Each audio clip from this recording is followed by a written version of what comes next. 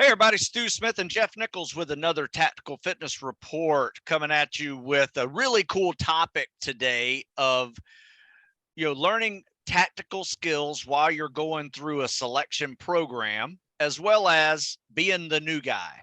But before we get into that, Jeff, tell us what's new in your world. What's going on? Oh yeah, no one's immune to stupidity, including me. So Hey, we're human. yeah. So I got my Instagram account hacked by clicking on links like an idiot and send messages and things like that. And so fortunately, I have a better half that's far more cool-headed than myself, who salvaged it entirely, even despite me trying to blow it up. I'm good at smashing things and starting over. So that was my initial reaction, which isn't good. I just got Catherine says, my wife's like, you're Navy SEAling at the wrong time, man. Like, we don't need this. So once I once that that was awesome. We got it secured finally, and then our house flooded a little bit, and that was a little bit of stress. But I mean, I think the reality is like, you never really want bad stuff to happen to you. And I think this might go in context with like the job that we're always talking about. It's like, man, if your intentions are good and you try not to blow stuff up, metaphorically, like, it'll work out, man. And I think that a lot of those skills that I acquired in the teams, we'll kind of talk about this here, they're really good skills, right? But sometimes when you like 11 years in the teams and building and developing those skills, I get out. That was a difficult transition for me, because I got out and it's like, oh man, I'm really good at just smashing stuff and starting over, and that's not good for admin. So, that's kind of like, and then we're really fortunate to put out the tactical seminar that we're going to launch. We're launching here with some friends and guests and whatnot coming up in April, and that's just kind of the new and still training folks here and enjoying it. So yeah, I saw you had a pretty good group that last training block you had. Yeah, I guess the last class we had 8 that finished. I say finished, that came and trained. We have next group that's coming. We got another 8 or so, and then the summer class 11. Then the summer class is always much larger. So that one's already about halfway full. So that's it's not necessarily new, but it's always one of those things that like keep letting people know we're still working and training, because we're not like your typical gym, just like you. It's always happening, and we may not be advertising it, because they always say like the coaches that don't have time advertising are busy coaching. So that's definitely the case for you and I, right? Because people can notice when we're heavy on social media, we don't have a lot of clients, and when I'm not around and people can assume as much. Yeah, that's a good point. Yeah, I too been busy. Still training every day with our guys, and but I've 20 years ago or 24 years ago, I created a system which I call it my seasonal tactical fitness periodization, which is just seasonally going through the year, focusing on weaknesses, maintaining your strengths, and going through that, and it actually has some tactical applications to it. And I finally created a 4-part series that actually addresses all of it, right? And so I got these things done this nice. Since because that's your big writing project you were doing. Yeah, since June. I got the winter lift cycle, I got the fall transition, and I got the spring calisthenics cardio, and the summer one's so new, I haven't even got it from the printer yet. Right. It's funny because I'm doing the same thing in my program. So funny. It's like, I want to just highlight this for you because you're like, I'm sitting here going, you're like, Stu's like, for 24 years. And I'm sure people are going like, well, Stu, why did it take you 24 years to write this? And I'm like going like, it takes 24 years to develop something that's useful. So yeah, it's like, welcome to real strength and conditioning from a professional coach. It takes 20 years to develop something. You're like, it's right. It's finally right. It took me 24 years. Yeah. Yeah. Every year is kind of like a new evolution of that system. It's not necessarily different, as far as like each system is like, this is what you do. It's just the choreography of different exercises and movements have evolved over the last 24 years, but the system works. And you don't even need my programs for it. If you have a lift cycle you like, boom, put it in here. You got a run cycle you like, put it here, and just understand the system, how that works. And that's what I've been working on. Here's the irony, Stu, because it's beautiful, because like you're doing it a way and you saw a way to do it. Like, hey, it needs to be rebuilt. I'm a huge comic book fan. And when comics run to the end for fans, they kill it, they rebirth it. It's the same Superman in a sense, and it's almost the same story, but it's been not cleaned up, but it adds, there's new energy to it, new imagination to it, more fluidity to it. And so that's exactly what we're killing our hypertrophy, strength, power, and speed. We're literally killing all of them and rebirthing them because it's, I wrote them 7 years ago. It's like I was just an angry ex-SEAL caveman that could write my programs down, what I was doing, right? But I realized after all these years, like, wait a minute, like I should probably start writing programs more for the universal person instead of just like, this is what I'm doing, do it. So you're doing the same. It's just, when people go like, well, wait, do I get the new one for free? No, you don't. It's a completely different workout. I still put a ton of work into it. So anyways, good. Yeah. That's what you would message me, like your big project. Good stuff. Yeah. I finally got it done. And I wanted to get it done before New Year's, but I got it done like a week ago. So it's been, that's my nice, so I'm kind of chilling. My brain is like open again, right? I can actually think without having a to-do list. Yeah. It's just, I'm still in that. Like, I'm still in that, but I didn't really have, like, for me, I have 2 of them done. I just haven't transcribed them into a better, because that's the one thing too, is cleaning up a program sometimes just making it more understandable and legible. Because like in my head, it's like, I know what this exercise is, but it's like I make sure it's clear for everyone, because like, that's the point, right? Is if you can better get someone to exemplify what your intent is in your program, you as a coach can measure their progress better, because you know what the standard outcome should be. So yeah, it's exciting for me too as a coach to re-release, because the people that trust you and I are going to trust the programs and get even more benefit from them. Right. You bet. Yeah. So, well, Jeff, I had a few questions over the last few weeks that I haven't really addressed, and I wanted to bring you on and talk about them. Everybody worries about, getting through Hell Week and getting through that first phase of buds or whatever hard selection, whether it's a 4-week selection like Air Force PJs or going through the first 4 weeks of buds or whatever. Those are pretty darn hard things, and you're not really learning a lot.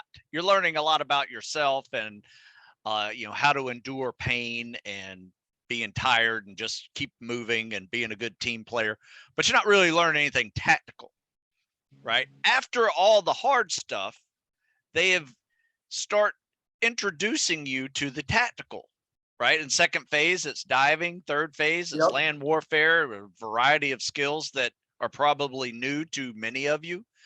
So what I wanted to talk about a little bit is that transition of now you're getting fed all this information that you have to now master and learn it and then replicate it for an instructor at those standards, following those procedures, and then move on to the next challenge and what that is. So it becomes still it's physically demanding the rest of the training, but on top of it, you are now being asked to do things that you've never done before and master them quickly within a week. Under the same amount of stress too. Yeah, same amount of stress, and being able to take that to the next level and build on that. So it's all foundational type work, but it's still a process. And that's what I want to talk about, a little bit about that process, maybe the mindset going into, let's say, second phase and you've never done scuba diving before.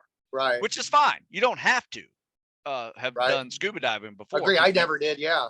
Many people have. I was diving when I was 12 years old, but I don't think it really helped me to like, get through diving. Like, hey, what's a regulator? God, like, having a familiarity with a regulator, the tanks, having some familiarity with like a pistol, like maybe how to clean it. Like, I think that would have been nice to have a better Yeah. mechanical understanding of those things. But you're right. Like, what I like to tell folks from our selection or others, like specifically buds that I can speak to, is, man, I'm really thankful I learned the diving, the shooting, the land nav the way I did, because it was so well structured, coming from people of experience, not like, hey, I read a ton of books, here's to do it. Like, all of our mentors and instructors had experienced all of these things through years. Just like we're talking about this 24 years it took you, to come to a point like, hey, I got these books now. and that's the same thing as what Buds offers initially. And I know, I'm sure people are aware of this internally at NSW, some more than others. But Buds as a process, as you say, is accomplishing things without broadcasting them, right? There's a deselection, just like deselection is the emotional conditioning, where the community is the initial community, the leadership community at Buds is saying, we gotta strain these folks emotionally to see if they can have the emotional stability, so that we can teach them the things that are required of aptitude, like the learning, the diving, the demo, the land nav. And so it's such a beautiful, when you and I get out of it, we can look at it and go, the process is not broken. No. That's, you look at it and go, you see exactly what's going to happen, especially as for you and I that have been through it. You can see it. You can see people's emotional state. You can see how they react to it. Some people's aptitude is a little bit different than others, but now that we've experienced it, you can kind of, like, when guys come to train with you or whatever, you're like, you can see yourself in them. And we just got a couple of guys that graduated just like you did probably previously. Yep. One of the guys' father's stationed here and is going to come visit. And that's one of the cool things I get to talk to him about, is like, I'm excited to hear what his experience was. Oh, absolutely. Yeah. So I kind of got off the rails a little bit, but to point, the process of Buds on big picture is a really cool sociological experiment.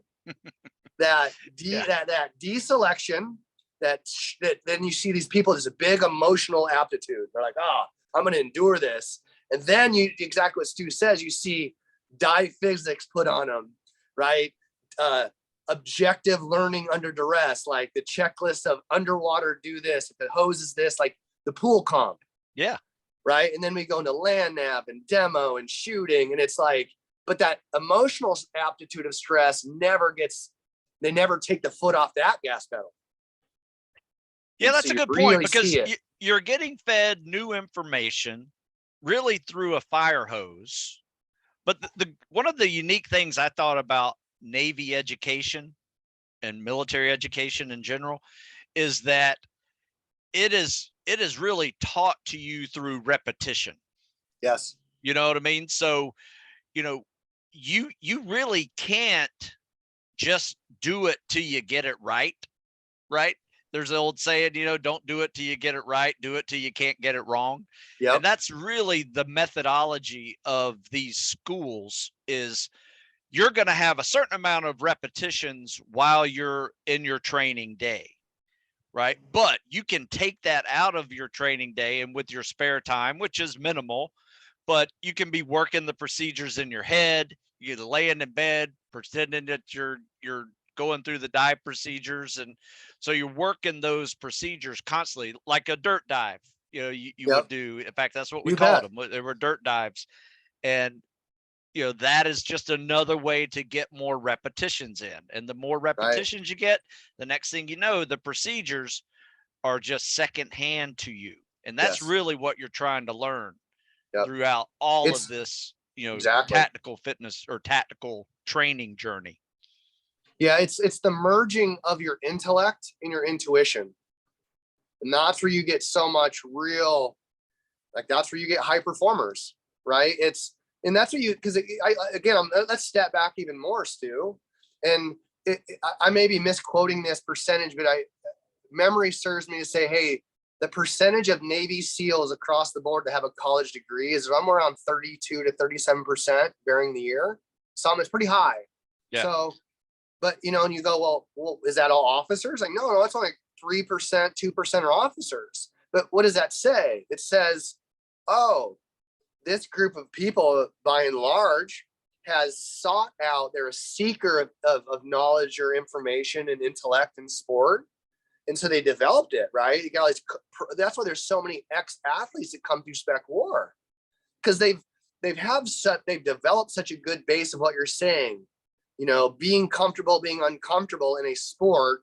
But if they stick with that sport long enough, that physical repetition merges, because like we can, again, look, you know, you're going to read all these books and you're going to have to go through all the demo stuff. You got to read all the dive stuff. You got to read, there's an intellectual portion of that, but we can't learn that intellectual portion until we add reps to it and we fuse that to our feeling. Like, because I always say to people, it's like, how do you know that you hit a golf ball correct every time aside from its trajectory? The feel. And that's what you're seeking. You're constantly seeking that input of intuition, of feel, through what we know. And that buds is this huge chaotic thing that there's all this real objective learning to happen, because that shows where people fall off. It's super clear because everyone is being measured at the same thing. Officers, enlisted, doesn't matter the religion, doesn't matter the color, doesn't matter your sexual preference, doesn't matter. It doesn't even really care about your past, what your life experiences were. It's like, hey, this test called buds will work every single time as long as it maintains what it does. It has the cadre going through the same process as everyone after and before them. And so that value is really, really present. And I think that, biased, of course, but I think that that's why the Navy has a lot more continuity across the board in Spec War, because we all come from that Navy SEAL, SWIC, EOD launching pad in San Diego, we'll say, right? Sure. Whereas the Rangers, SF guys, they could come from a multitude of different places and end up at a selection course. So there tends to be like this big brother, little brother, like you're a Ranger, SF guy, you're a infantry guy, like what? Like, but we all show up at buds and we're told right out of the gate, man, it's really cool. Like, officer enlisted, you guys fucking get along, but still adhere to the necessity of rule and order and things within the military. So I think that's buds is such a really cool social experiment. And now that they've extended an SQT where there's even more, right, objective learning, like you're saying, it's just cool. You know, it's really cool. Yeah. And you know, in fact, we just had a guy come back for Christmas leave, just got his trident this last class, and was just telling us it is so worth, you know, every beat down that you get, every moment of hell week that you had to endure. It is so worth that, you know, being uncomfortable and just tired and pain, for, you know, compared to what they're doing now. You know, it is just everything. You know, it's and you hear those words and you're like, yep. That's the impetus. People go like, Jeff, why do you do what you do? Why do you keep, because it's that, like, what he reported to you, it's like, man, that feeling of true self-worth and succeeding in something, you know, like, man, this was worth pursuing. And why was it worth pursuing? Because it was so hard to get there. And I think that that's something really cool to, like, now see these guys that you train and we train. You're like, man, like, I'm happy for them. And I'm not like, it's not about me. It's really cool for them. Oh, no. Yeah. Feel it. Yeah. Feel it for them. And then you give them the new guy speech. Yeah. Right. So, and that's the thing, is like, I wonder what sort of new guy experience it is now. I have no idea. You know, I know mine was. From what I've heard, it's very similar to, I'm sure, the old days. Sure. In fact, sometimes they'll even take away the trident that they gave them at SQT, and you now have to re-earn it, you know, in your platoon. Nice. So okay. Which I think that's kind of a, you know, it's probably not universal, but, you know, it's a unique, you know, brotherhood system type. Yeah. You know, you're building now you're being part of an even more specialized team. So the answer to the question is, how do I act as a new guy, is just realize that you are a freshman again. You know, you're a freshman. Let's say you're a freshman and you're a great athlete and you've had some great years behind you, accomplished a lot of things, and now you're going to be a freshman on a varsity, football team or whatever, right? And you're going to be a starter as a Yep. freshman, right? That is the level of intensity that comes into this next level journey. You're still a rookie, right? But you're going to have to up your game again to be at this next level of Right. athleticism or activity and specialization, to a point where you now earn the right to sit in that team room, right? You Agreed. haven't earned anything yet. And my advice is to just be in receive mode, learn as much as you can, and just keep your mouth shut. Yep. That's going to show you a lot of maturity and that you need. And, the folks will appreciate it. Sorry, my dog's Right. in the backyard there. That's okay. We're and the other thing too is, like, with new guys, like, I'll kind of put on that, is like, the one thing you're definitely not in control of is your timeline. What I mean is, like, when I showed up at SEAL Team 5 my first time, it's, there's schools that are happening all the time for the community, like sniper school, breaching school, dive supervisor, boats and motors, all these sort of things, all these schools that new guys are going to be expected to attend, right? So let's say you graduate SQT and you just happen to maybe graduate around the fiscal new year, where all the classes begin to start. Or you maybe graduate SQT at the end of the fiscal year, and you get up and, like, well, your chief is like, hey, new guy, the only class you got is hazmat driver and small boats and motors. And you're like, oh, that's super boring. Well, some guys might get lucky because they're, so this thing, my point is just to piggyback on what you say, is if your intent really is to be a professional soldier, a professional operator, like, really, not just wear the trident and tell everyone how awesome you are, and bank on the fact that society can't differentiate between a Bud student, a Navy SEAL, or a Tier 1 SEAL. Society doesn't differentiate between that, and it's really not their job. But internally, it is. Internally, you person has got to have a little bit of understanding of where their position is. And your position as a new guy, whether it's just being your trident, is your job is to learn as many skills foundationally as you can to support the team. And it never ends, because I did my 2 deployments. I did all the boats and motors and the stuff that's the hazmat driver, and I got my CDL, and I was responsible for driving the bus to and from the drop zone as a new guy, all those things, right? And then I got back from my next deployment. It's like, because I did all those things that I was asked of me, and I did them as best I could, and I tried to be the best professional soldier I could. When I got back, then all the cool schools opened up for me. It's like, hey, do you want breacher school? Do you want sniper? Do you want free fall? Do you want what? And I was like, oh, I want sniper school, right? And I get it.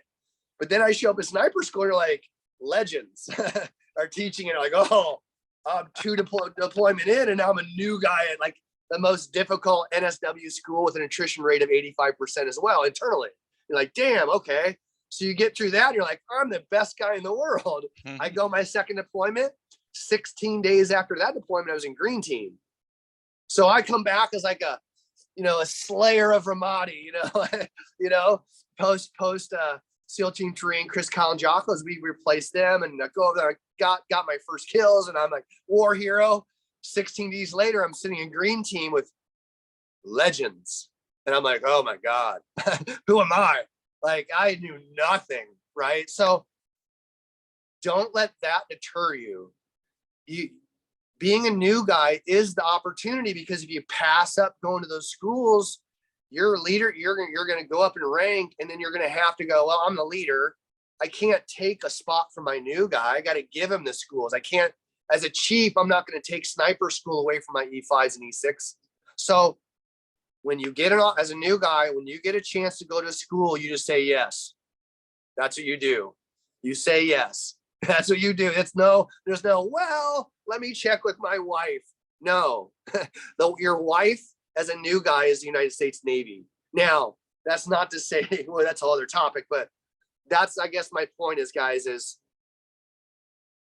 the more willing you are to learn and receive instruction from your leadership, you will become indispensable, and you will always be able to make choices like what to do, what schools to go to. Your rank and advancement will be so much easier too. So, I mean, we can open Pandora's box about this topic, but be a new guy, but be one to really ready to learn. Yeah, that's a good one. You know, sometimes I would just go into the ops officer's office and just say, "Hey, what schools are available?" Yep. You know, I got this next 6 weeks wide open. I just let them know I'm available. Yeah. For training. And, you know, I didn't have a platoon yet. You know, I was about to be an AOIC and moving into it. I was just waiting for the next platoon to open up. I knew where I was going, but still had time before it. I was like, anything I can do. Right. Next thing I know, I'm going through MAROP school, you know, because they had a slot for it. And, yep. You know, I'd even go in there some days and just say, hey, forklift driving school's open. Let me do that. I've always wanted to drive a forklift. Yeah, because it's only like a week course, man. And you're in San Diego. What are you going to do? You're going to spend 4 hours driving a forklift and enjoy it? Like, and you'll always have that skill. Like, my dad drove semi for 41 years.